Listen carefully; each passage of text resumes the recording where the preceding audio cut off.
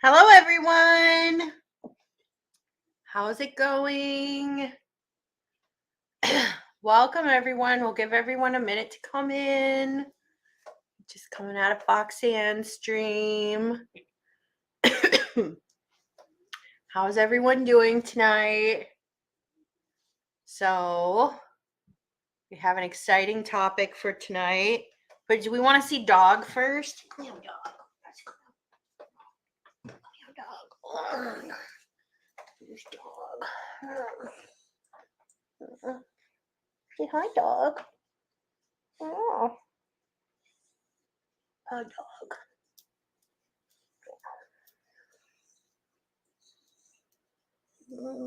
Good dog. Okay, go mouse. So it looks like the hashtag is blowing bubbles. Well, that's appropriate because tonight's topic is soap. Yay! So, soap is something you may take for granted in your life, but soap has a very exciting chemistry to it. And it's something that applies to a lot of different things. And we all use soap. So why not learn how it's made and how it works? So, let's get this up.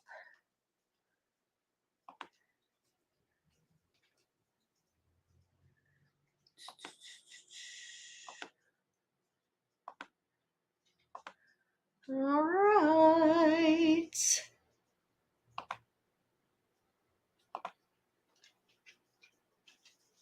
Whoops. All right. Okay, so let's talk about how soap molecules work. So, soap is composed of two different portions, and this is why it works. So, first of all, soap is a kind of detergent. The class of molecule. These are also called surfactants, and all surfactants kind of have this structure in common. So they have a long non-polar tail, and they have a polar head. So polar just means it has affinity for water, and non-polar means it's afraid of water. So it has affinity for greasy things, so like oils and fats, or like cell membranes. These are all greasy things. So, and you can tell it's greasy because it has lots of these hydrocarbon bonds and you don't see a lot of oxygen in there. So this is very non-polar. And this is soap. This is the polar head of it. And we can tell it's polar. I can tell it's polar maybe because these oxygens in it. So in case this is a little bit deep for this discussion maybe, but oxygen is very electronegative, which means it draws electrons closer to it, which gives it a slight charge. So it's slightly negatively charged. And that negative charge gives it affinity for water. And so, how soap works, because you have part of the molecule is affinity for water and part of it is afraid of water. So you have the hydrophilic. So this is that's the polar. It loves water, the head. And the nonpolar area is the tail. So this is the greasy part of the molecule. So what it can do is it can form something called a micelle. So if you drop it into water, and if you've ever dropped fat into water, you can see it blobs up. That's because it doesn't dissolve in water. So soap forms something called a micelle. So all of the polar groups are going to face out, and all of the non-polar groups, the hydrophobic groups, are going to face in. And what they can do is they can actually trap non-polar things inside of them. So in this case, there's a little blob of oil and it gets surrounded by a micelle. And so what this does is this forms an emulsion. And so if you've probably made emulsions before in your life and you just haven't even realized it. So like mayonnaise is an emulsion. So mayonnaise is an emulsion of like lemon juice and vinegar and then vegetable oil. And the emulsifier in this case is not soap, though you could use soap, it would taste pretty gross, but you use egg yolk. And egg yolk is a good source of phosphatidylcholine or lecithin. And so lecithin, what it looks like is it has a non-polar head, or I mean, it has a polar head that's a phosphate group. It's a another term for this is a phospholipid, and it actually has two tails that are hydrocarbons and greasy. And so it forms these micelles also. So egg yolks are loaded with phosphatidylcholine and lecithin, which are phospholipids, and they're great emulsifiers. And that's why eggs are good binding recipe or agents in recipes. So, like, if you're making cookies or cake, it helps bind together the oil and like the liquid in the recipe, like the milk or the water. So, but anyways, this is what soap does too. It forms these micelles so it can surround oil in a water solution. So it makes an emulsion. And when you're washing your hands, you have these soap molecules and they have polar heads and non-polar heads. And dirt that's on your skin can be greasy and it has bacteria in them. And bacteria are actually non-polar on the surface.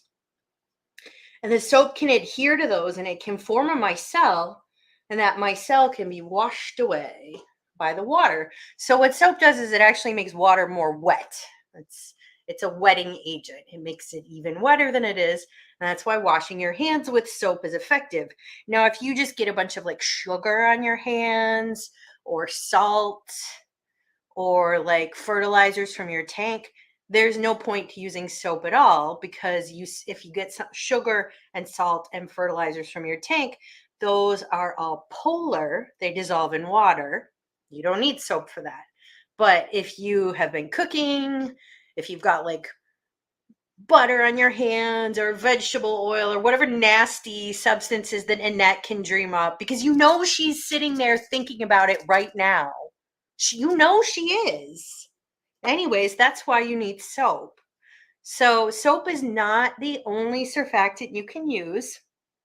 Detergents like laundry detergents work the same way. Shampoo has it. So they just have different surfactants in them and they have slightly different properties. Some of them are harsher than soap, like clothing detergent is a harsher surfactant. But like shampoo is gentler and it's also a lower pH, so it's better for your hair. Don't use real soap on your hair. It's terrible for it. We'll tell you why in a moment. But all surfactants work the same way. They form micelles and make water wetter. So, how do you make soap? So, the building block of a soap is fat. You can use any fat that you want. Fats are molecules called triglycerides or triacylglycerides. And this is a fat molecule right here. And it really consists of two parts. So, come back. So, soaps have this like fats have this like long greasy area. So see these long hydrocarbon chains, all these CHs. Those are fatty acids. And they are bonded to a molecule here. This is glycerol or glycerin. You've probably seen it before in the grocery store, or maybe you've used it for other things. It's also called glycerol. I usually call it glycerol because chemists all call it glycerol. Biochemists all call it glycerol. So it has this glycerol and it's bonded to those through like what's called an acyl linkage. So here, and here. So it's a triacylglycerol.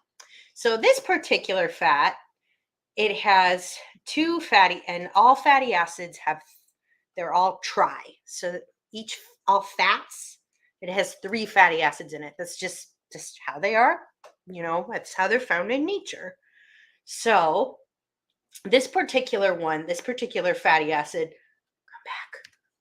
It has 2 that are fully saturated. That means that each carbon is bound to a hydrogen or another carbon at every single site. But sometimes you can have a double bond in it. So we would call this a monounsaturated fatty acid. And what that does is it gives a little kink in the protein. Or sorry, not in the protein. Oh gosh, in the fatty acid. And what that does is it keeps the fat from packing so well. So at room temperature. So something like Crisco or butter, all of the fatty acids are going to be saturated. And that's why at room temperature, they are going to be solid because butter and shortening are solid, right? But olive oil has a lot of oleic fatty acids in it. So in the fats, and those have one kink in them. They're monounsaturated. But if you put olive oil in the fridge, which you've probably done by accident before, what happens to it? Well, it turns solid. But if you have a polyunsaturated fatty acid, so it has more than one double bond in it, even in the refrigerator, it will be liquid. So that would be like linoleic and linolenic fatty acids. Those tend to be liquid even at lower temperatures. So like soybean oil has a lot of linoleic and linolenic, almond oil and some others, but olive oil is just monounsaturated. So this is a fat.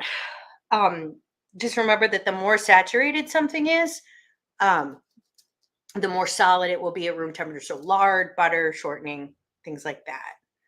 All right, so now to make a soap, you have fat. Well, what do you do with it? Well, you need to mix it with a strong base because our goal is we're going to have this is going to make up the fatty acid tail of the soap. So one of these is going to be that fatty tail of the soap, and then it needs to have a polar head. So what we're going to do is we're going to cleave this linkage right here. So this is the acyl linkage, and it needs to be cleaved, and that's done using a strong base. So usually that strong base is lye, which is sodium hydroxide, but you can actually use lots of different strong bases. I mean, I've used a couple of different ones. The most commonly used is sodium hydroxide or potassium hydroxide. And what that does is that breaks that bond right here. And then the products that you get soap. You get 3 soap molecules. And those are, and then you get like 3 sodium ions because it's sodium chloride. You also get 3 chlorides are mixed in there, but they don't really mean anything. And then you get 1 molecule of glycerin as liberated from that process. So in a bar of natural soap, there's actually natural glycerin in it. Yeah. And it also, water is a final product of it. So water is also in a bar of soap. So what I'm showing here is something that if you live in the Midwest, this is the bane of your existence. So it turns out that if you replace that sodium ion, 1 sodium or 2 sodium ions, if you replace it with 1 calcium ion, so it forms something called that is insoluble precipitate. So it drops out of solution and it won't redissolve. And if you are from the Midwest, you know what this is. This is soap scum. And the reason you know that if you live in the Midwest is because your water will be loaded with calcium and magnesium. So this would be your GH component of your water is general hardness, is calcium and magnesium. And so people who live in the Midwest get soap scum on their fixtures all the time. And that's why they soften their water, because they want to get rid of the calcium and magnesium so their shower doors don't look gross. And if you live in a place that has soft water, you probably don't really even know what soap scum is. But that's why, if you have hard water and you wash your body, like it might feel kind of like it's, it doesn't feel quite as clean necessarily. But other detergents don't do that. So for instance, if you're washing with Zest soap, which is not really a soap, it's a detergent, or Dove, or Shampoo, those contain a different surfactant than soap, and they're one that do not form insoluble precipitates with calcium and magnesium, and so you don't get soap scum with those. So those are synthetic detergents. But I used to make soap. So in another life, I used to make soap. And the problem with making soap is you make it like 5-pound batches at a time. And it's really fun to make. And you get to swirl all these colors. and they have lots of really pretty scents. And I used to blend all my essential oils so they smelled really good. And like it was a real creative endeavor for me.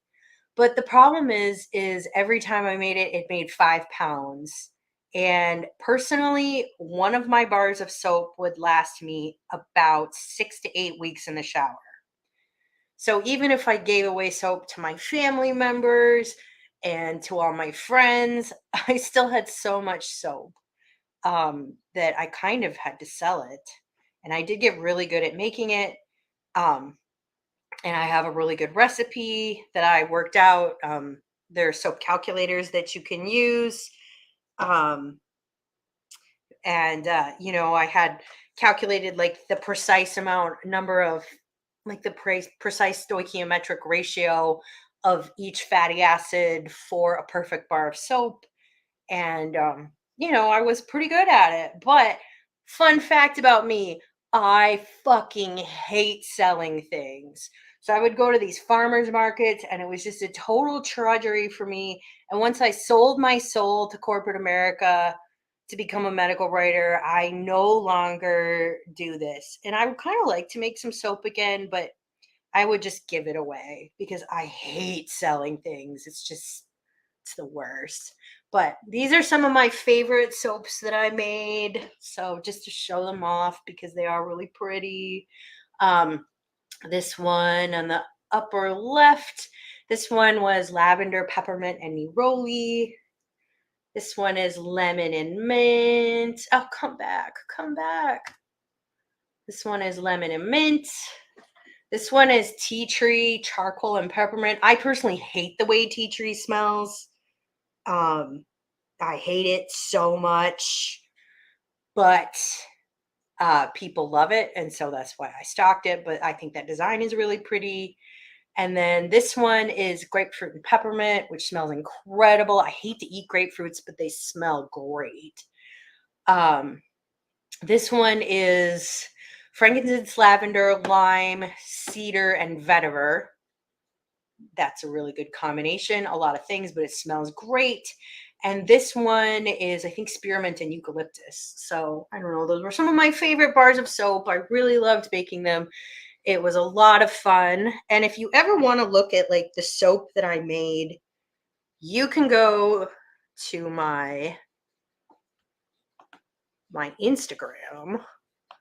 Hang on. All right. So if you go to my Instagram, which is called kelly.petlab, like subscribe to me, like whatever. I post a lot of stuff to Instagram. Mostly now, like it's pretty much just pictures of my fish and my cats and my ponds. Oh, look at how good they looked. My pond looks so sad right now because it's winter. But if you scroll back really, really far, you can see the soaps I used to make and sell. And I made other things too. But you know, I really like making them. I really hate selling them. But I have on here this story of where I made some soap with beer. So you can use any aqueous component you want to make soap. You have to have water because all of this occurs in a solution. So the lye gets dissolved in water. And what you do is you take the lye and you dissolve it in water. And you have to be really careful when you do that because when you dissolve lye in water, it liberates heat. So you don't want to do it in like a pot, in like a glass jar or like a plastic cup because it will melt and then you'll have lye everywhere and your life will be total sadness. But you make your lye water and then you mix it with your blend of oils that are heated to a certain temperature. And let's see if Instagram will play this story. So I used beer in this case because a local brewery gave me the beer and I boiled it to get rid of all of the bubbles in it. And then I froze it into ice cubes because it's a little easier to work with if it's frozen. And here I'm dissolving the lye in. Notice I'm wearing gloves, very important because lye is very caustic. It'll burn it actually saponifies the oil in your skin and it feels terrible. So there I'm dissolving it, making in the beer, and that's liberating a ton of heat right now, and that's why I froze it. So now I'm making a stable emulsion. So those are the essential oils I use, and I use a stick blender just like you'd make a mayonnaise to beat up the batter. And then it starts, the saponification reaction is going right now. So you have to pour it somewhat quick in this case because the beer is going to make it set up real quick. Oh, I made a mess because I'm a pig. I always make a mess. But pouring the soap is so fun. This is the best part. It smells so good. It's like citrus and cedar. This one was pretty. I mean, this was kind of a plainer soap. I didn't color the batter on this one, but like I do usually add colors to them. But in this case, I kept it natural, but I did color the top. So poured it there. Now I'm adding the top. And you can see how it's thickening up already. This one, and the different essential oils that I use would like affect how fast that batter would set up. And this one is moving pretty quick. So like the design that I'm doing is influenced by how fast it sets up. And this one is moving quick. So like I can't do like more intricate swirling or colors.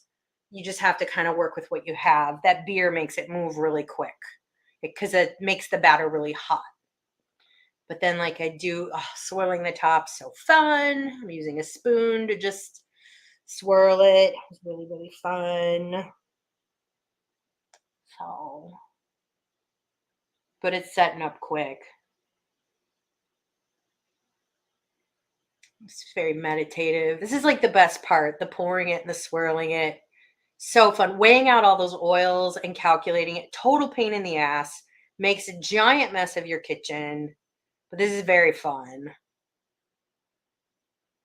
Just making the design on the top. So this is a loaf mold and it'll get cut into bars. This is about 5 pounds. And my dad actually made my loaf molds. It's really nice of him. So then I'm going to take and I'm going to swirl the top with a chopstick so it's all pretty. So fun. Looks really good. This one looked really good when I cut it too. Which I think I have the cutting as part of this. So that's what it looks like before. This one took about, I think, 15 hours to set up. And then you can cut it. And I had these fun little multi-bar cutters. I still have this. I mean, I could be making soap at any time. But I'll show you what the bars look like. I wanted it to look like a beer. And it kind of did. But yeah, those turned out really good. So people bought them, but like medical writing is a way better way to make money. Just so much better. So yeah. Anyways, that was my soap making hobby slash business. Terrible at running a business. I'm really only good at running a medical writing business. That's the only good way I can make money. It pays way better than making soap, but I am good at making soap. So that's all I have to say about that. Let's see what chat's talking about. Scroll back to the beginning. I was waiting for this comment. So Annette says, Kelly, because you know that's how she's saying it. Tell me about the benefits of milk protein in your soap. Stefan wants to know. Well, I did not catch all of McStreamy, so I'm sure there's something gross about this. Sure, someone somewhere did something gross with the soap, but I'm going to just answer this for you like I answer it for you. So it's very popular to make soap with goat's milk. And the reason for that is if you keep goats, you have a surplus of milk. And unless you're a licensed dairy and you want to sell it, you're just throwing out all of that milk. And so people who keep goats will often just take the surplus and they'll make it into soap.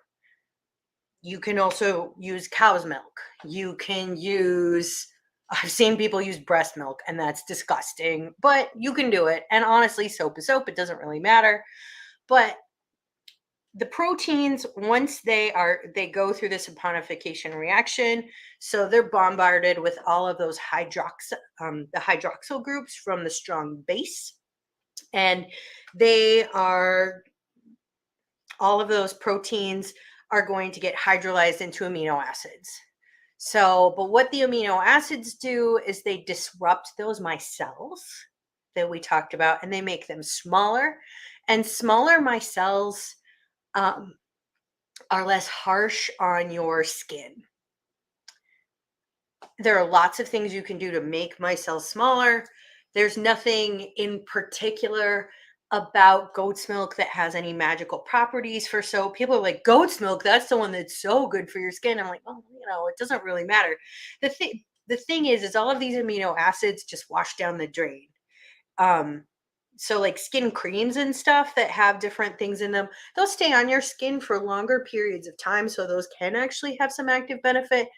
But for soaps, it doesn't really matter. What does matter is the harshness, which means the micellar strength of the particular detergent you're using. So the soap, smaller micelles are going to be gentler. Also, the length of the fatty acid will make more gentle micelles. So, like olive oil soap is gentler than like other kinds of soap are because it has a really long chain fatty acids. So that matters. But really, what matters if you want to wash your skin and your hair in the most gentle way possible, like if you have really sensitive skin or especially for your face, the pH of your skin is like 5. So it's pretty acidic. Same with your hair. But the pH of a bar of soap is like 10. And that's fine for your body, but it is not great for your face or for your hair. You want to use a more acidic surfactant for that. And that's why surfactants are you use synthetics, surfactants, and shampoos. Now, some people will sell shampoo bars because they're all crunchy and like, oh, it's all natural. I'm a hippie. Yay, I don't put anything unnatural in my hair. If you notice, those people all have shit looking hair. I mean, my hair doesn't look great right now because I'm super sweaty from yoga. But what it does is it makes the cuticles all stick out on your hair and then it's more prone to breakage. So use a synthetic detergent on your hair. If you ever want to pick a shampoo, I love studying surfactants. Like I know a lot about it and I can help you pick a good shampoo for your hair. Like I know which surfactants to avoid, which blends are good. Like Aveda shampoos, they're expensive, but a lot of them have the dirt cheapest surfactants and they're not good for you. So I think I answered that question. Lady Rorschach, excited for this live stream. Well, thank you. Thank you for being here. I appreciate your support. Scotty is listening while working on club stuff. Being president means I got more craps to do, like making PowerPoints for Saturday meetings. You know, Scotty, you did this to you. Okay, but he does have a question. What chemistry makeup should I look for when buying soap that will attract the ladies? Well then. So, for your face, I would use a synthetic detergent. Get yourself something that is like a liquid face wash because you want glowing, beautiful skin. Ladies love a beautiful face. Try moisturizing, okay? 0% of men moisturize unless some woman is chasing them with a bottle of face cream. Like Jake doesn't moisturize except on weekends, and his face looks horrible at the end of the week because he's so dry. So take care of your skin. Otherwise, why not a good scent? I mean, every lady likes a good smelling man. Don't use Axe body spray. All right, blowing bubbles. Scuba Steve says, blowing bubbles. Whose bubbles? I don't know, but I wish I was him if everyone is blowing him. Well then. All right, Crypt Keeper says, you're going to talk about suggestive milk protein soap, yet my iron topic wasn't ideal. What gives? So if you disliked the iron topic that was on White Your Plants, please register your complaints with Crypt Keeper Aquatics. Make sure you subscribe to him, watch his live streams, and complain in them. Make sure you complain. All right, Nathan says, will you also be mentioning what type of soap is best if we use on the body? I think So the soaps I used to make were really good on the body. I don't have particularly dry skin. I have kind of average skin. Um, the thing is, the skin on your body is not as delicate as the skin on your face. So these handmade soaps are really great. The reason why they're not harsh is because soap makers calculate their recipe to have a stoichiometric excess of fat in them. So it's called super fatting. So like there's like 8% of the oils in them that don't get turned into soap. And what that does is it makes the micelles smaller and it makes them more gentle on your skin. And so they're very nice to use. I don't like them for my face. I think they're a little harsh for that. Certain never use them for your hair. You can maybe use them on your face, but not your hair. But they're great on your body. So, go to a farmer's market and support a local soap maker, is what I would say. Pick one you like the smell of. So, yeah, notifications. That's why fishfam.link is so important to us. Support fishfam.link. Saying hi. Don't feel dumb. I've spent a lot of time thinking about this, and you've only spent 5 minutes thinking about it. So don't feel dumb. Everyone has to start somewhere. So Bunny Viper says soap breaks water tension, the dumbed down version. Kind of. I think a better way to say it is that soap makes water wetter. So it allows greasy things to be washed away. Is a better way to say it. All right. Saponification is sexy. It really is. It's a very cool reaction. It's very fun to use. I guess I really liked making soap because it was a real synthesis of like science and art, which is kind of like why I like aquariums because it allows me to artistically express myself. But, it also appeals to my scientific side, which, was a really fun hobby for me. But man, all that soap. Some things are always better wet. It's true. For instance, you should not take dry showers. All right, Crypt Keeper says difference between body wash and shampoo. I'm a degenerate and use it as an all-in-one. So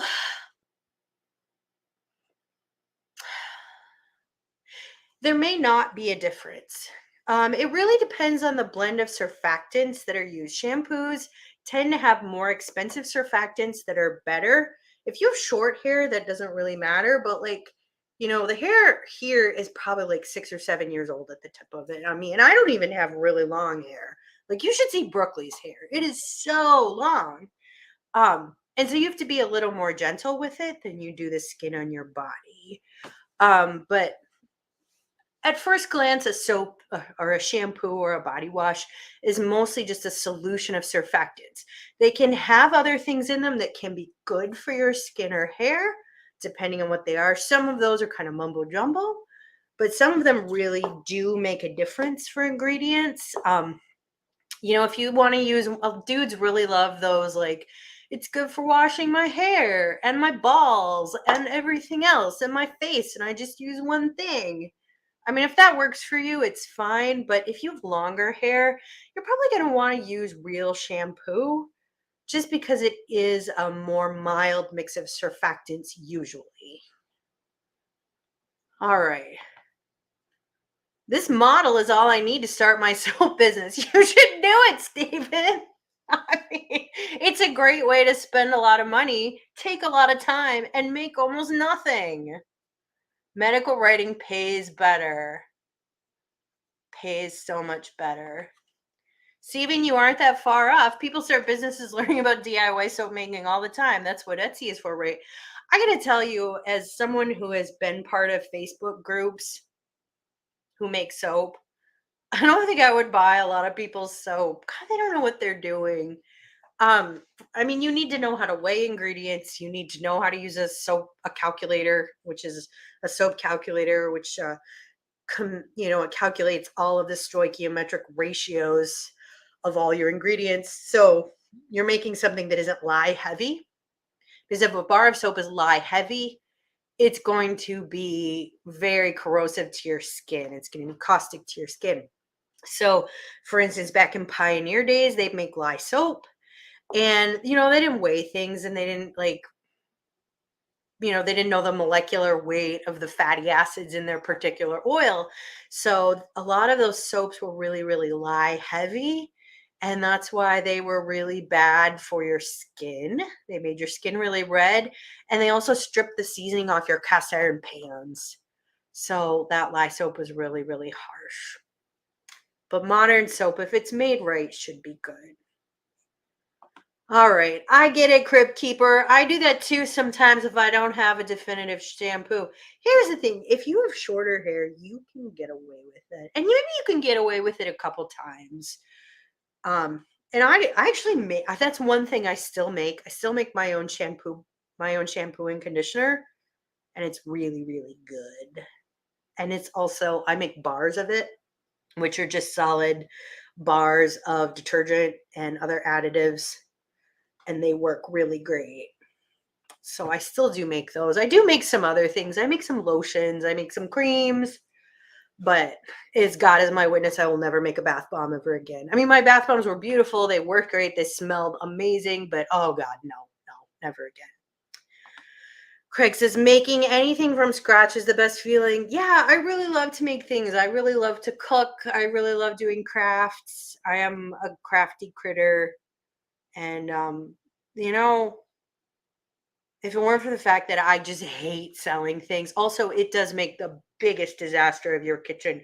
Every time I made soap, it was an entire load of dishes in the dishwasher, and the prep work is a ton of work, and the cleanup is a ton of work, all for like 5 transcendent moments of the making it and the swirling it, and then like cutting it was really fun because you could see the bars. And blending the essential oils was really fun too, because that was kind of a nice creative endeavor for me. But did your soap look like a chain of hydrocarbons? I mean, you saw it. It really, I don't think it did. So soap actually forms crystals. If you were to cut a slab of it and look at it under a microscope, you'd see a crystalline structure. And actually, as you have to put the soap aside and you have to cure it, and that makes a better crystalline structure for it. And that'll make a harder, more long-lasting soap.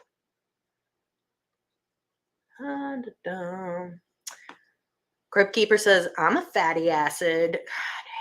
So I went to Louisiana this weekend with the peas and broccoli. Oh my God, I'm so fat. That food is so good, guys. It is so good. It's hard. It's just hard to even put into words how good it is.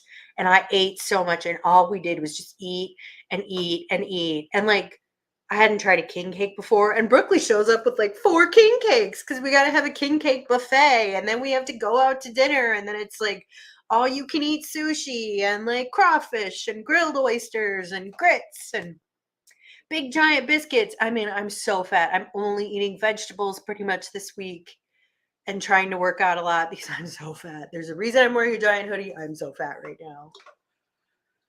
All right. Anyone see the Willy washer soup? Haha, they sell it at the joke store. I have not seen that before.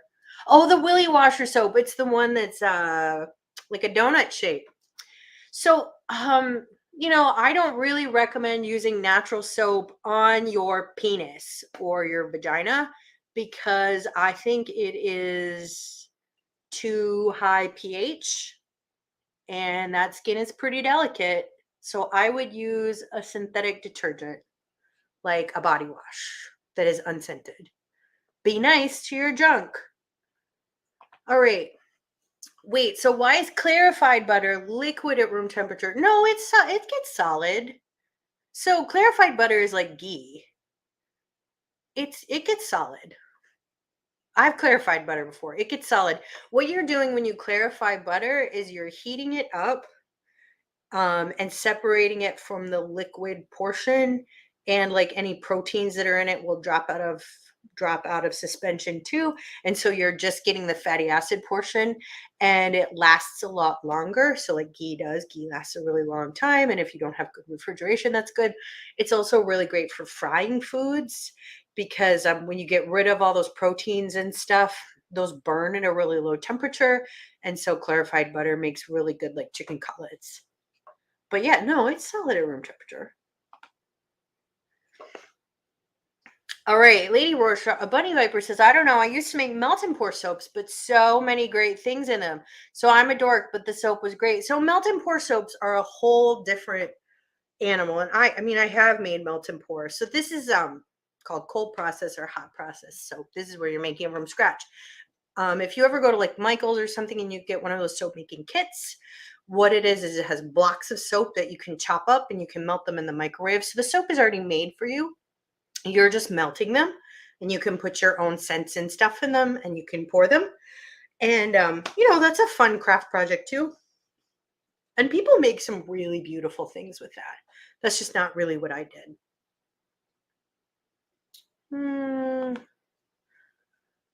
Add lye and stir and wait until it doesn't shock you like a battery when you lick it.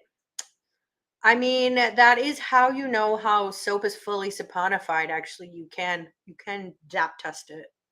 Then you know it's done. And if it still has unreacted lye in it, yeah, it does kind of give you that zap test.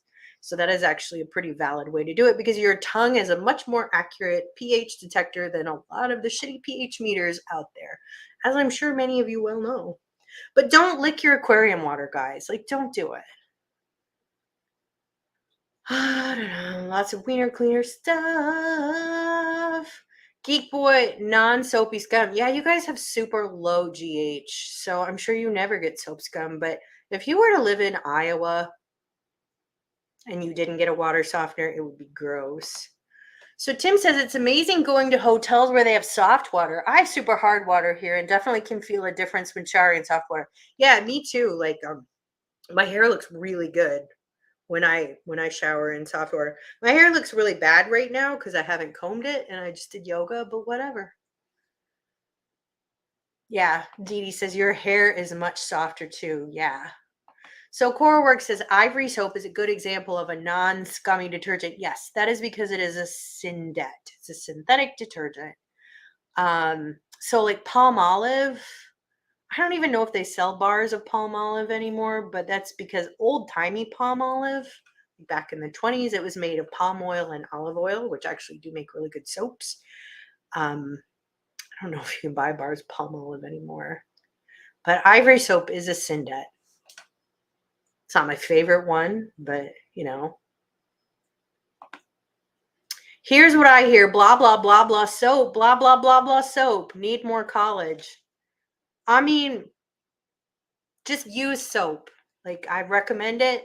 Don't shower without something. That's pretty good advice. It's horrific when I go to a hotel with hard water. Why is it so sticky? Yeah, that's that soap scum. And you have a lot of hair. So you should be a little bit picky about your shampoo, but I guess you probably just use whatever Jenna buys.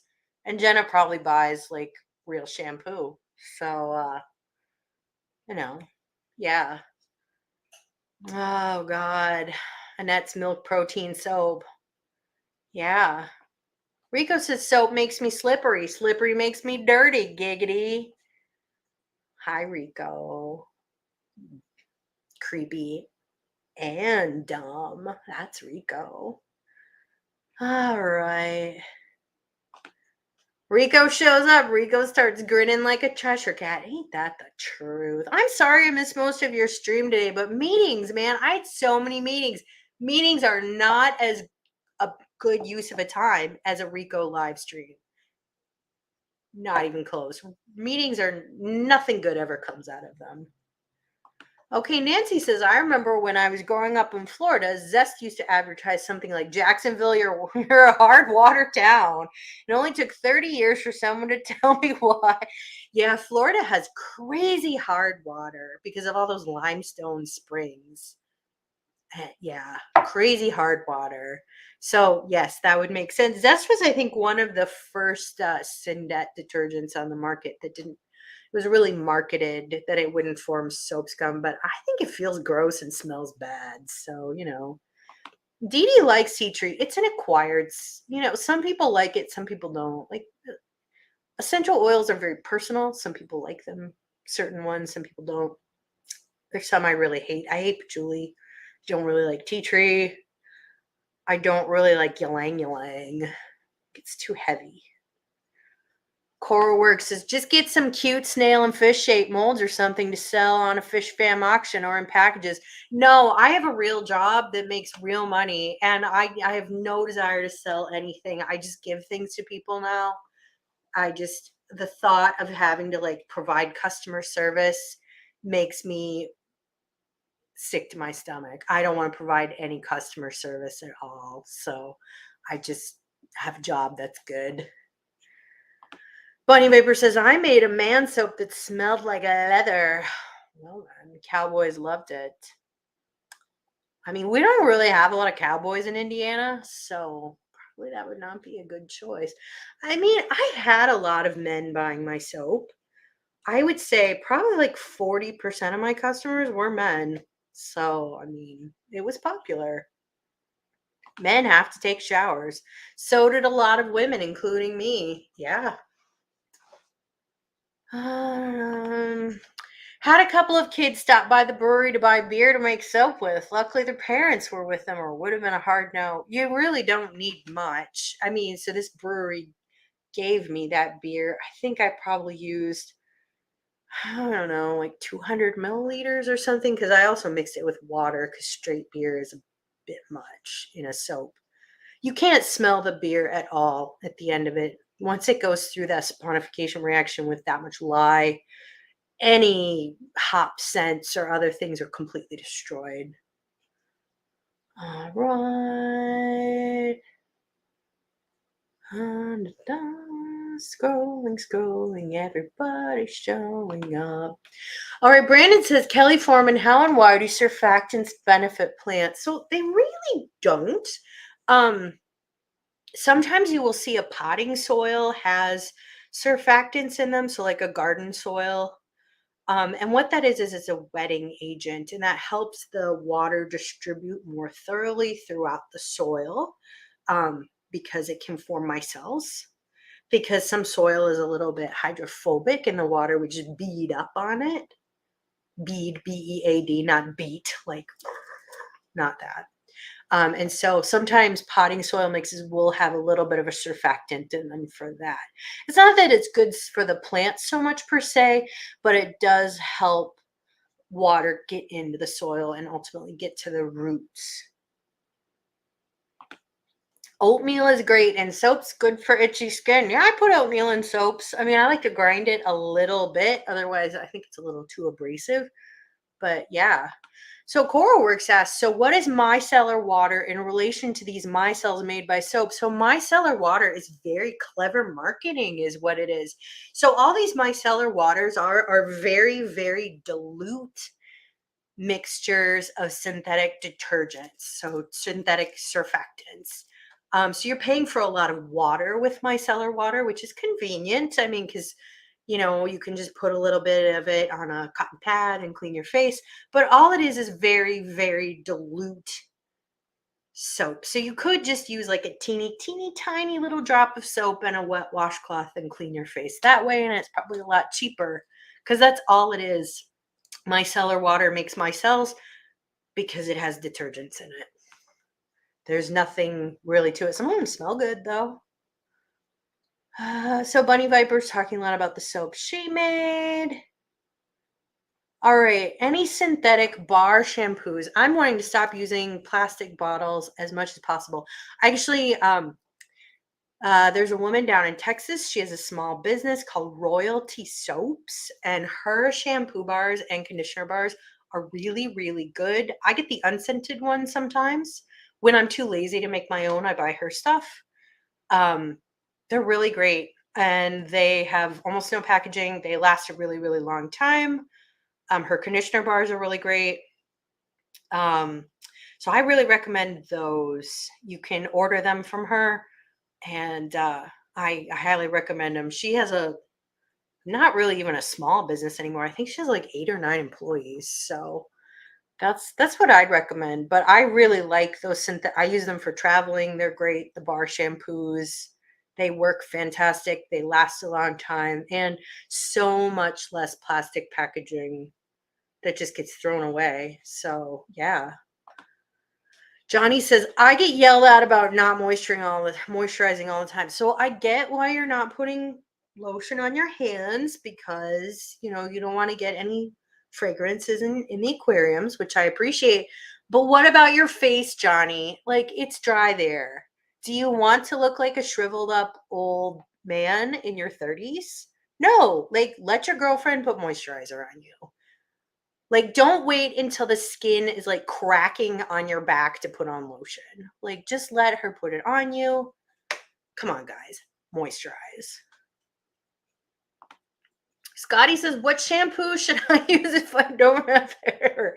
You could just use whatever you use on your body. The skin on your head is, I mean, if you would use it on your face, you can use it on your hair or on your head, your scalp. So I would just buy something that says it's a face wash and use it on your head. All right. Unless you want to look like the road John Wayne rides a horse on, use moisturize and sunscreen. Amen. So, guys, I'm 45 years old and I don't look too bad. And part of that is because I moisturize and use sunscreen. So, guys, come on. Just do it.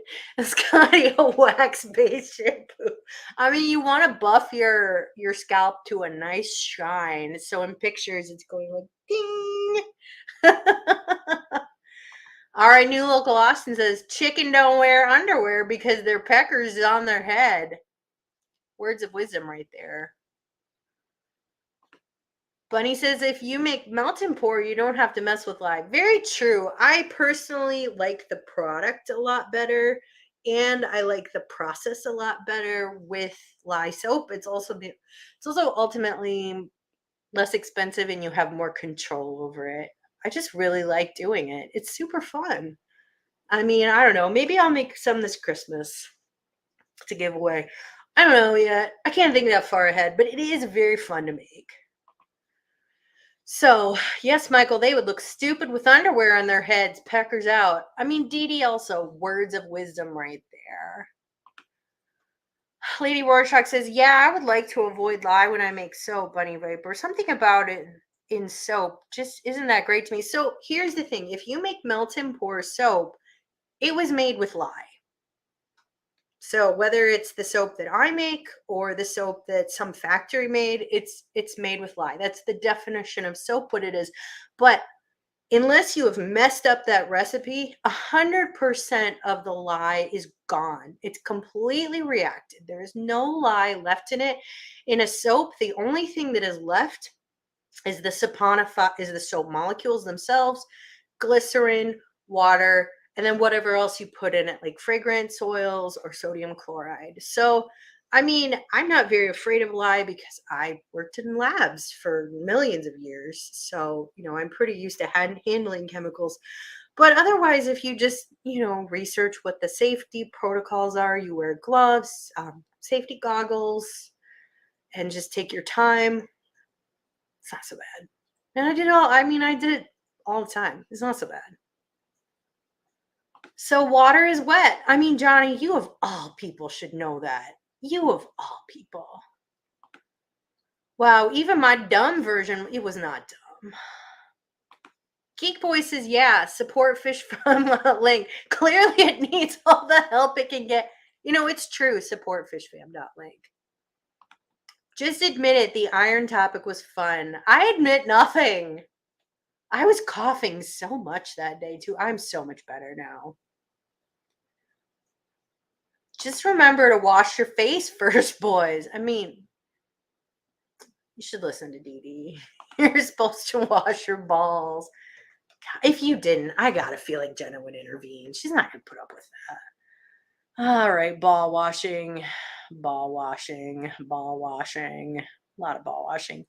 That's why soaps can't be used on cast iron back in the days too. The pioneer measurements. Yeah, so those soaps were really lye heavy. However, now you can use like Dawn dish soap on your cast iron pan. It will not destroy the seasoning. It's totally fine. I have been washing my cast iron pans with ordinary dish detergent for years. It's fine. Lots of people do it. You don't need to be afraid of it. It won't destroy them. Yep, Corework says Dawn dish soap will not ruin your cast iron seasoning. Yeah, you can use any dish detergent. It will be fine. I really like what brand am I using? The seventh generation, what is it, like lavender mint or something? That one smells pretty good.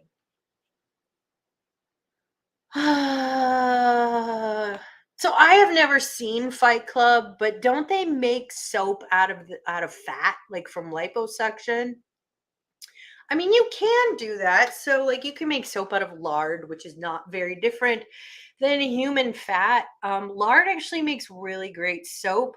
If you want to make soap from animal tissue directly, like if you want to buy, like, I don't know, pork belly or something, you have to render the fat first, which sounds like so not a good time to me. So, I wouldn't want to do that. Or you can just buy lard, but I'm not really going to make human soap. That sounds gross.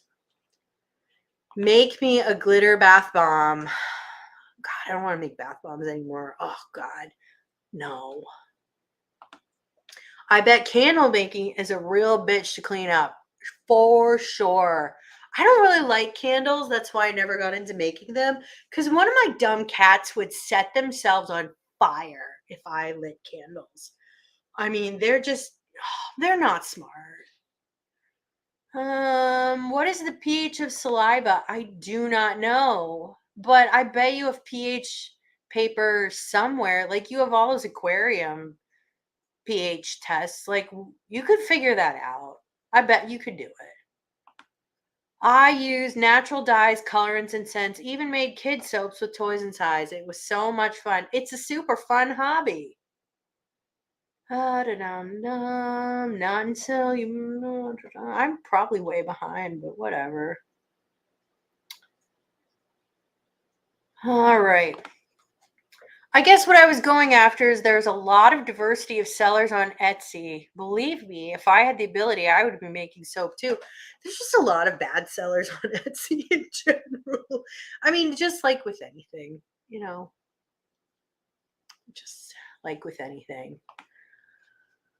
Love to do it again. I made an amber soap, yellow, but you could see into it. I used clumps of African black soap for rocks and put plastic dino skeletons in them. A huge seller. So African black soap is actually it's made by tribes people in Africa, and it is made from shea butter and what else? I can't remember, but it's kind of cooked naturally. It has some popularity. Dee Dee says, I don't like sandalwood smell. I don't really like it either. I'm with you on that. I really like citrus and mint and blends thereof. That's really my jam. I'm very into citrus. All right. Nathan says, I'm in Naples. The hardness of the water here is off the charts. I can never get a reading on the test. It doesn't go that high. I know how you feel. I used to live in a place in Iowa called Coralville. That tells you how how hard the water is. And the API test only goes up to 22, or at least it did back in the day. And so I knew my GH and KH were at least 22. It was so high, and all of our shower fixtures always got soap scum on them all the time. Um, yeah, the water was just so hard. Dee Dee says, me neither. I just had to stop at 22 drops. Yeah, Dee Dee, your water is crazy hard, but now you have RO water and you are living the life. I mean, you're just raising all those fancy shrimps, and Dee Dee got no problems because Dee Dee got RO water. Craig says, it freaks me out when something using her oils. I'd hate for it to get in a tank. I'm hella paranoid on it. I mean, it's probably a good idea to wash your hands with an unscented soap before you go in your tank. You know, it's probably just a good idea. How often should you shower? I mean, your girlfriend should answer that question for you. Because if she doesn't want to be in the same bed with you, like, you probably should up your frequency. I've also been known to make man soap, Ivy. I don't even want to know. All right. No, I mean, make the soap for you and offload your extra product on Fishfam to do the customer service and sales giveaway portion. I don't know, I just haven't been feeling it. Like, I kind of like every few years, like I really like to put my energy into different creative endeavors, and I'm just not feeling making soap at the moment. But maybe it'll come back. I don't want to put any pressure on it. Like I go through periods of time where I have to knit tons of things, and then I don't. Just kind of depends. So I can never. I mean, like the one constant is like I always cook things. I always bake things because you always have to eat. So I mean, that's always an outlet, but I don't know. Who knows what will the next hobby be? I can't say. And maybe I will get a wild hair to make a bunch of soap. I really don't know. I've seen it at the store. They're selling pH water 9 it is. Yeah, some people really think that alkaline water is some magic thing for you, that it's supposed to like convert some healthiness to you. And I don't really think there's anything to that because your body regulates its own pH, and adding a little bit of tap water is not going to really change that because it's not that strongly buffered. I will say that I think high pH water tastes really good personally, but that's because I was raised on really high pH water, that was really, really hard. So I think high mineral content water tastes good, but I don't think there's any like specific magic to it. Yes, Geek Boy, royaltysoaps.com. She sells shampoo bars, conditioner bars. She also sells lots of other things. I personally like the unscented because I think she uses like a lot of synthetic scents. I think they smell really gross, but the synthetic bars are really nice. Royaltysoaps.com. Put it in the chat for you.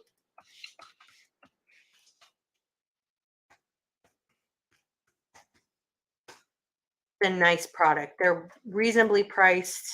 You're supporting a small business, so that's nice. Smallish. Coral Works says, do surfactants assist in dissolving water-soluble minerals?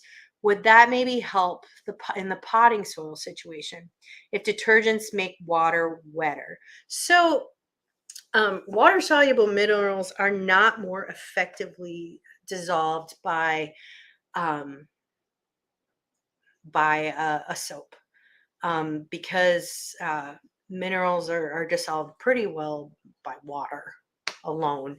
It's really just that the organic component, some of it is non-polar, and so you can see like the water will just sometimes bead up and it won't actually drain into the soil. And so that's why sometimes they have wetting agents in them, and the wetting agents are surfactants. Yeah, it's that alkaline water. There's no magic to that. Like your body regulates its own pH. That said, if you like the taste of it, you should drink it. It won't hurt you. Crypt Keeper says, Johnny, she's lying. I'm 32. I look like I'm 12 still, and I don't moisturize. Tim, it's going to bite you in the ass eventually. Okay? Maybe not today. Maybe not tomorrow. But it's coming for you. Moisturize your damn face. Nathan says, I have psoriasis bad on my knees, behind my knees, and on my elbows, and it's spreading. I always forget to use meds or lotion. So that's something you should work with a dermatologist on. Because the biology of psoriasis is pretty interesting. What happens is the lower layers of skin, they divide too rapidly. And so it's more immature skin layers are getting pushed up too high. And those get irritated really easily. So I would use things that are fragrance free because those can be irritating. I would use all synthetic detergents, and I would work with your dermatologist. And don't forget to use those. Take care of yourself because you don't want to feel bad. I put my feet up and Belle rubs the stuffing. God bless her. That's right. That's a good woman. That's a good woman. Moisturize. It's important. I find antibiotic cream works best to help it heal. Yeah, because it can get infected really easily. But I would work with a dermatologist and look for fragrance-free things. Um, a lot of determinant or a lot of dermatologists recommend CeraVe, CeraVe for skin ailments. That's a really good product. They make all kinds of washes and lotions that are really gentle. All right. No, Crypt Scuba looks 12. You're at least 14. Scuba Steve does look young. He also weighs only, I swear, like 98 pounds. I mean, just he should go down to Louisiana and visit the Peas. He could use 5 pounds. Big Cat says, lurking, very informative stream, Kelly. Thank you. Thanks for lurking. We love our lurkers. If Eric and Kelly stream together, I bet they could get an entire. I would love to stream with Eric. What kind of chaos would that even be? Part of the reason I get behind is I do talk for like 20 or 30 minutes at the beginning of it, like it's by design. Eric just gets behind because he's Eric and we love him. We love him so much. Okay. Oh, thank you for reminding me. What about milled soaps? So, milled soaps can only be made in a factory. And I used to think that milled soaps were actually really good and really fancy. But what happens is they take soap that's made kind of like I did, and they shred it up and they compress it really hard, and they actually squeeze all of the glycerol, or sometimes called glycerin, out of it, and that makes a really really hard long lasting bar. The issue is that glycerin is really good for your skin because it's a humectant, which means it draws moisture to your skin. So I really like glycerin, and it's nice for them though, is because they can reclaim the glycerin and sell it, and so they're actually cheaper quality soaps, but a lot of them are really expensive. Like I've used some French triple milled soaps, and I don't really know what I'm paying for now that I know more about soap making. I don't. They shouldn't be as expensive as they are, but yeah. So people can't make that at home because it's a press that squeezes them really hard. All right. Does anyone know the amount of alum to disinfect aquatic plants?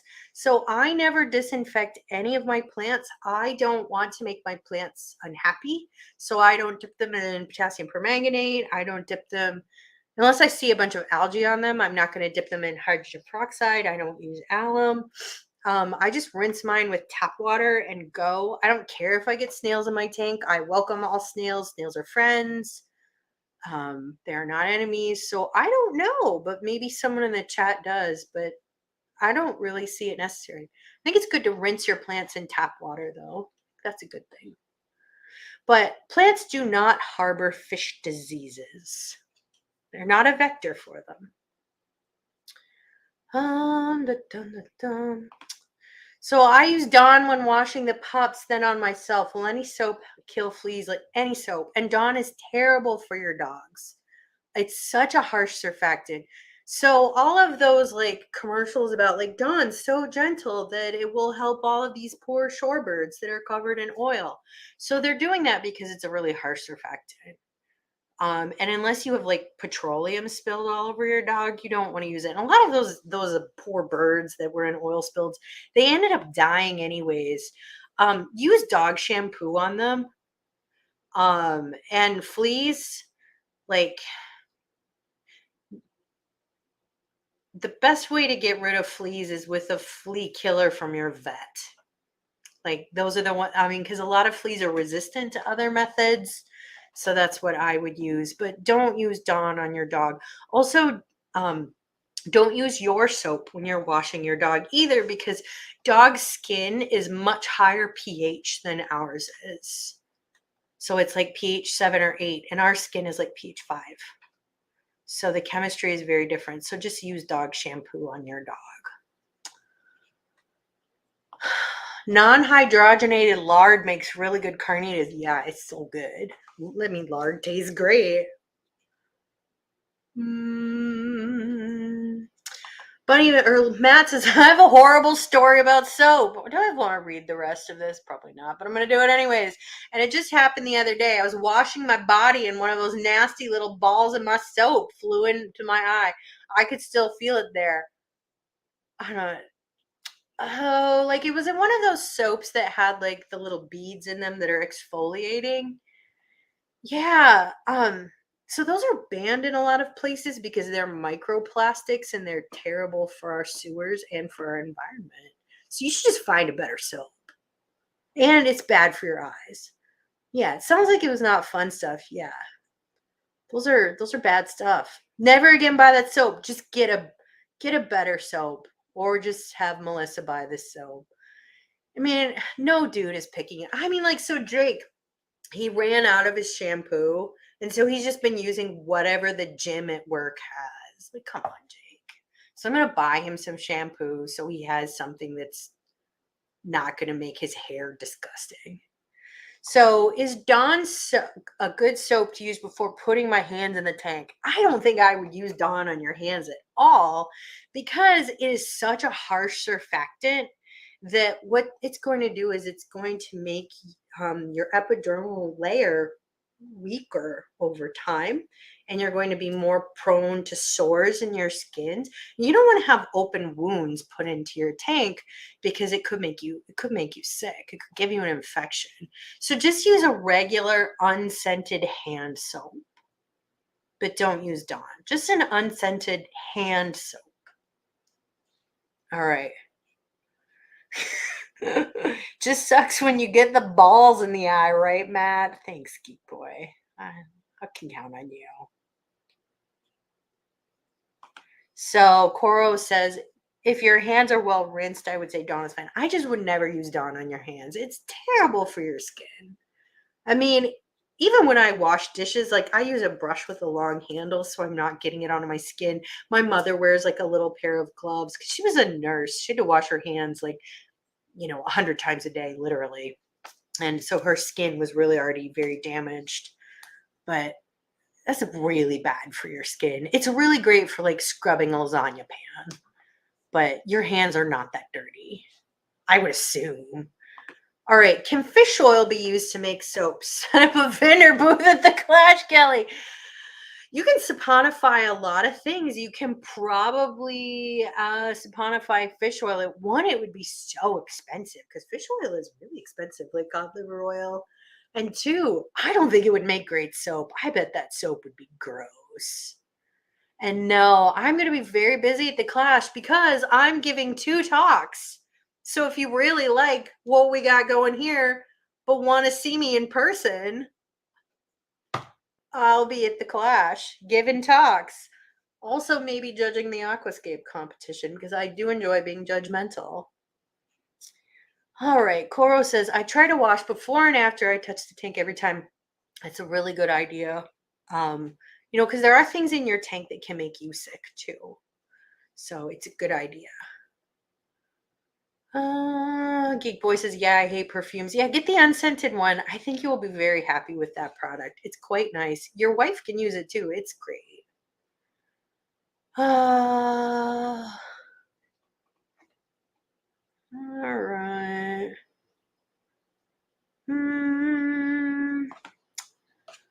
You really have to screen who the patent with the I don't know. That's a conversation I'm not part of. Lady Rorschach says, I will be sure to check it out. I adore all natural soaps with no parabens, dyes, or perfumes. Yeah, handmade soaps are really great for that. Yeah. I personally, though, like preservatives. I don't usually use parabens as a preservative, but I don't like my lotions filled with mold. And parabens, a lot of them occur in nature anyways.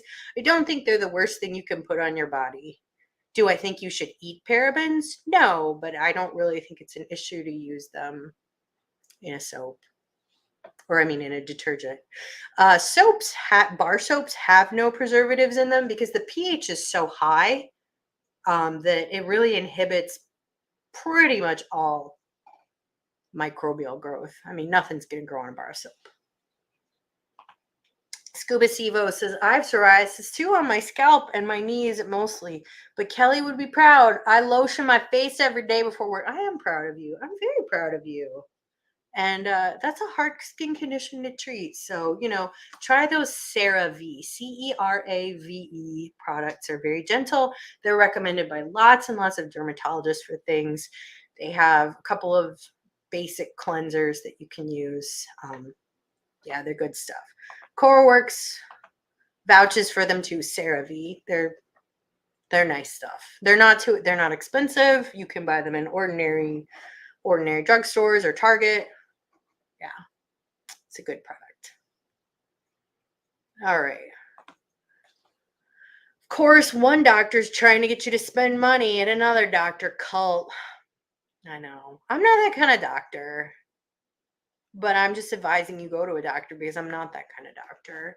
Really, the only medical advice that I am qualified to dispense to you is that you should not inbreed. It's a bad idea. As a geneticist, card-carrying member of the Genetic Society of America, I can tell you that inbreeding is bad. Don't do it. Don't have children with your sister. Just don't do it. Nathan says, yeah, that soap is really good. My doctor also said plain Dove bar. Yeah, a lot of them do recommend Dove. It is a pretty it's a pretty gentle surfactant. It does have perfume in it though, which might bother you. So that's just something to be aware of if it doesn't really work for you. But it is a gentle surfactant. All right, Alex says, when I was a nurseryman, used wetting agents, aka surfactants, when doing CLF fertilization. It aids in distributing the fertilization through the media. Yes, and that's because it's a wetting agent and it helps to get it into organic soil. So I used to work at a nursery too, actually, when I was a teenager. It was the first job I ever had. I worked at a place called Jordan's Nursery. It was hard work, man. All that weeding and like hauling around shrubs. I mean, it was hard work. It was like there was one week where it was over 100 degrees every day because Iowa has a horrible weather. Corework says we'll rig up a soap milling setup with a bottle jack and meat grinder. I actually don't want to make milled soap because I don't want to squeeze the glycerin out of it because the glycerin is really good for your skin. It's a humectant, which means it draws water to the skin. Now, most of that is just going to wash down the drain. But like if you look for lotions that have glycerin in them or glycerol, could list either one of the ingredients, that's really good for your skin. Oh, look who's here. Oh, here he is.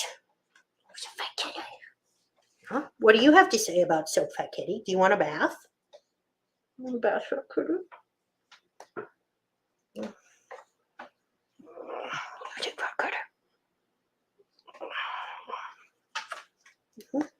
Okay.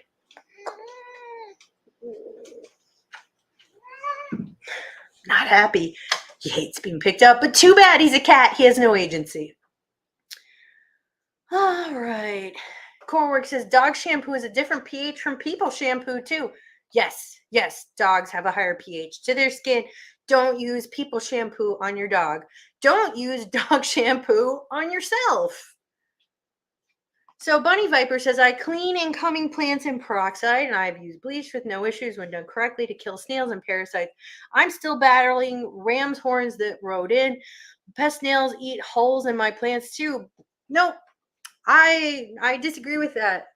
I have tons of plants here. Snails are not eating holes in them. If a snail is eating holes in your plant, it's because your plant is weak and unhealthy. If your plants are strong and growing well and the tissue is not dead, snails are not going to harm them. So I am pro snail. Snails are welcome. They are good friends. So the ram's horn invasion happened when I failed to dip. See, I love ram's horns. They're great. They're good friends. They're good for your tank. They only eat dying plants. Matt says, Kelly was worried about my story. Now that I'm built trust, I must tell her the story. Matt. All right. Alex says, thanks for the info about plants, not vector disease. Yeah, they're not vectors for disease. They won't make your fish sick.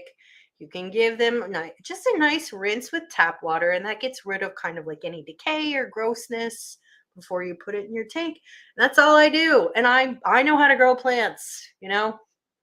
I have tons of snails in my tanks, and I don't overfeed, and so they never get out of control, but they eat decaying leaves, and that's a good thing. So, snails are friends. All right, Bunny Viper, is one of those talks going to be about glowfish? Why, yes, it is. And I will be using those pictures you sent.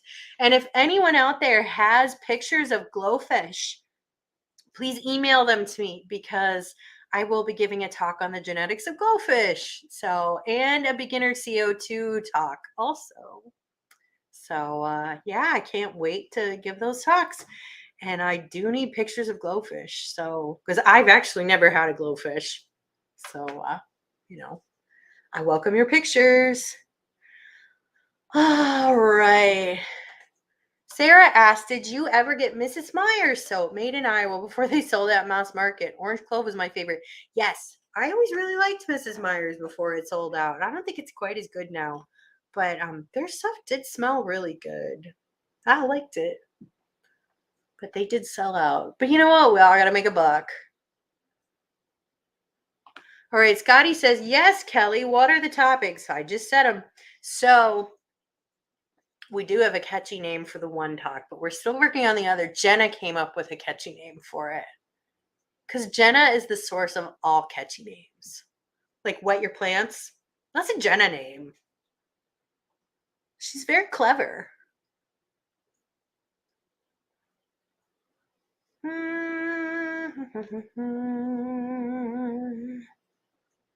All right, let's see.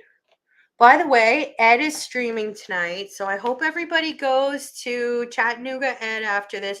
And the hashtag is Fat Kitty. Okay?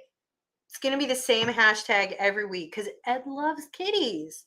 So we got to say hi, from Fat Kitty to Ed to Nico, a baby cat. All right, lots of stuff about what is this from Don't Have Children is much shorter and good advice. I don't have children, but I have nephews and they're great. But my sister and brother-in-law are not related, not even close. So, I mean, that was good. So, what is Castile soap? So, Castile soap is kind of marketing. So, Castile soap used to be pure olive oil soap, which has to cure a really, really long time. But it is a really nice soap. I've made olive oil soaps before, and they are really nice.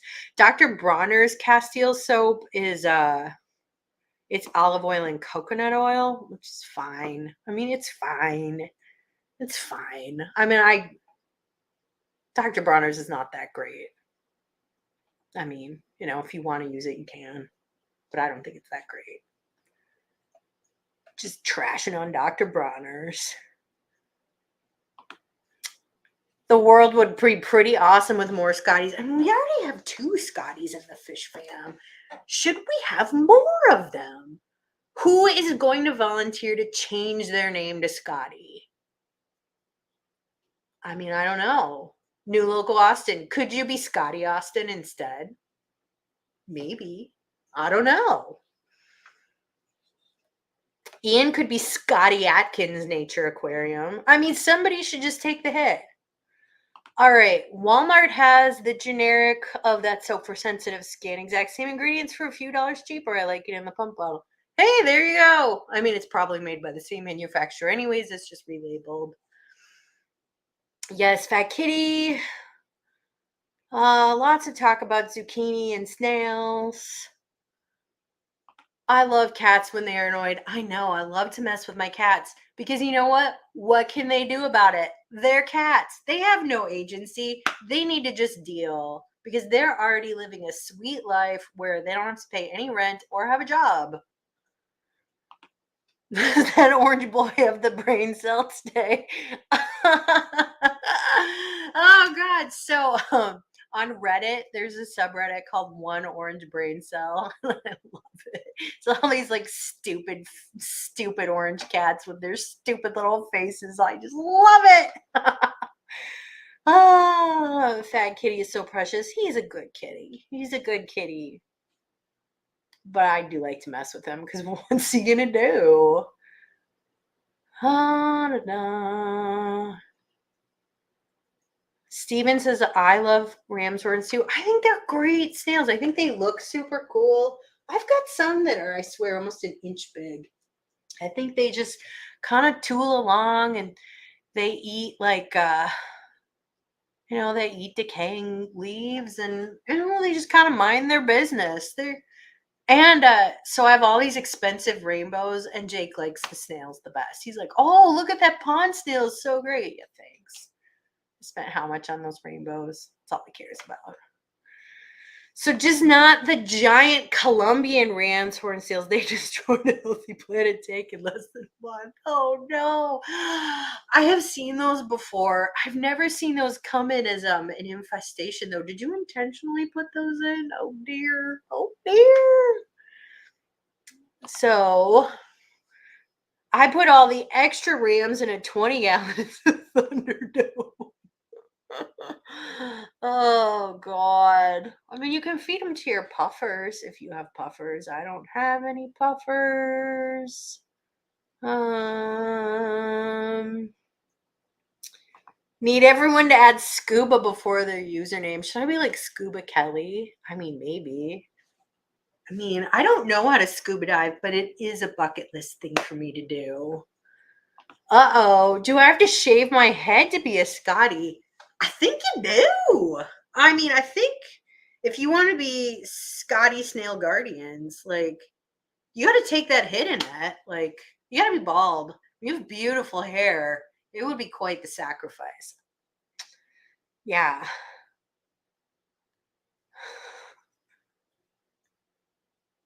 All right. Yeah, ram's horns. So Coral says, yeah, ram's horns can surprisingly big, not even the giant ones. I swear, like I have a couple of them that are that big. They're probably like almost 3 years old, maybe more. Like they get really, really big, but they're just kind of chilling. They don't really bother me. Every now and again, I see them, and it's like, oh, you're really cool. So these giant Colombian ram's horns are in the apple snail family. Yeah, a lot of those apple snails are really bad. Not mystery snails. Those are okay for your plants, but I think they look cool. But yeah. So you enjoyed breeding out all the colors and patterns of ram's horn. Yeah, they can be really pretty. Unfortunately, I use CO2 in my tanks. And that it lowers the pH and so the shells get really etched, but they still live just fine. But if I really wanted beautiful snails, I wouldn't have CO2 in there and I would give them calcium blocks, But I think ram's horns are cool. I'm pro ram's horn. But Geek Boy is anti-cat. So let's see. Nathan says, I have snails in all but 2 of my 6 tanks. My cichlids and catfish eat them. Then the quarantine timeout tank is clear, obviously. Yeah, nothing. I don't have anything that eats snails because I have these sort of expensive horned neorites, which I think are a really, really good algae eater. I love them. They're Clethon in the genus Clethon. And yeah, I don't want like a loach to eat them, but I do really like loaches. I really like I've had yo-yo loaches before. Those are really cool. I would have yo-yo loaches again. All right. Well, guys, I'm to the bottom of the chat. I made it, and it's 9:30. Thank you so much for coming. Hope you enjoyed the topic. As always, if you would like me to talk about a topic, please send it my way. I'm open to suggestions. Yeah. Thank you, mods. Thank you for being wonderful mods. I really appreciate your efforts. Lurker Nation, thank you so much. I'm grateful for all of you, especially Debbie Holding. I know you listen to me on the replay, and I love you so much. Other than that, everybody go see Chattanooga Ed on Craft Ed, hashtag Fat Kitty. And have a good night, everyone. Bye.